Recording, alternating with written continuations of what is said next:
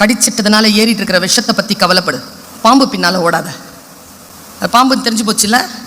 Black the number. ஒன்னு சொல்றேன், உன்னை கொத்திட்டு போயிட்டாங்கல்ல, இன்னைக்கு சொல்ற அம்மா சொல்றேன், மனசுல வச்சுக்கோ.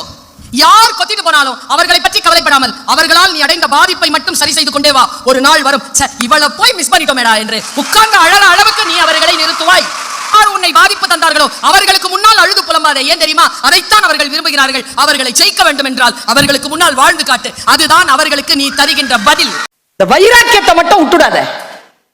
உப்பு தண்ணி உடம்புல இருந்து வெளியேறணும்னு துடிச்சதுனால எந்த ஒரு கஷ்டம் வந்தாலும் இங்கிருந்து தண்ணிய வழிய விடுறதே இல்லை, இங்கிருந்து தான் வழிய விடுறது.